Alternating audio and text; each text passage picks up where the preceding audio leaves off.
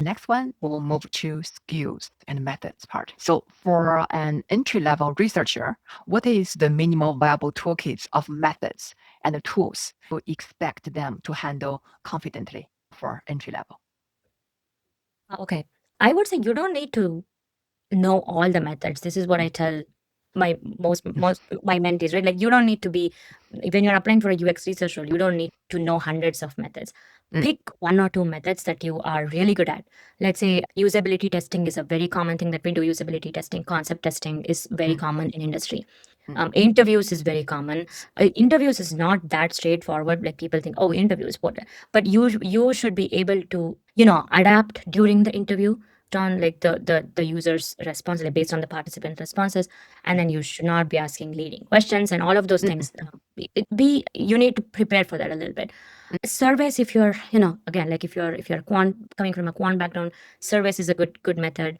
But yeah, ethnography, we don't do that much because it would be helpful to do like in-person ethnography, but remote ethnography is a little bit challenging. But sometimes we do like participant observation. We are like watching somebody like share their screen and then do click click click.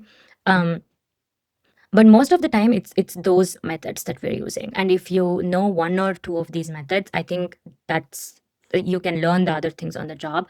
Other things are all, it's not that hard. Like you can learn card sorting, like tree testing, A/B testing, doing a benchmark, which is still a usability kind of a usability testing, but you're watching somebody do the tasks and time all of those, and then you can decide on the metrics.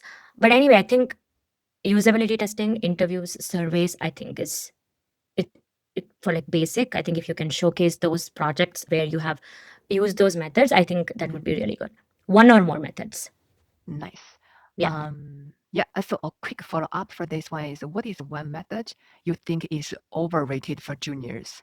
And one method that you wish more juniors invested in mastering? Overrated. Yes. No. Okay.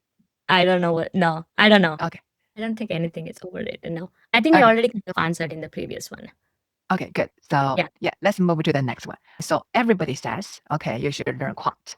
And when Yeah. people are branding themselves, it is better to position as quant learning, qualitative focused, or mixed methods. And how should someone decide which style to prioritize for best chances?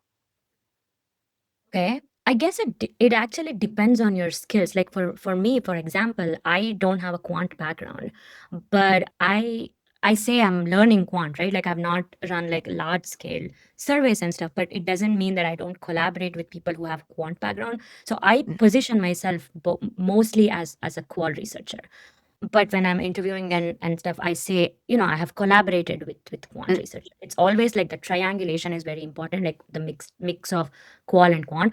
Of course, like if you're a mixed methods and if you can showcase both, that you can do both, that would be the best. But by training, some of us are not mixed methods. Um, so in that case, you can always say, I have tried out, like if you're a quant researcher who has never done any qual research, you can say, I'm trying out doing interviews, I'm trying out doing observations, and then like doing the analysis, I'm learning. You can spin your portfolio that way, so that you have a hint of the other side as well, that you have either collaborated or you have tried it out, yeah, you're learning. Everything is about learning. You're not just stagnant, right? But if you are an actually mixed methods researcher, that's good, so that you know both of them.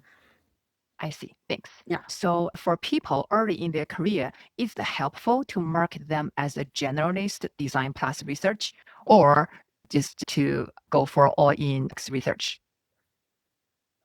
Again, I think we did that earlier. I would say, if you get an opportunity for a generalist, go for it. Mm, If you get an opportunity for UXR, let's say you want to be a designer, but you are getting an opportunity for researcher, I would say still go for it. Right now, the job market is so not good that mm, you cannot have that. You cannot be that picky.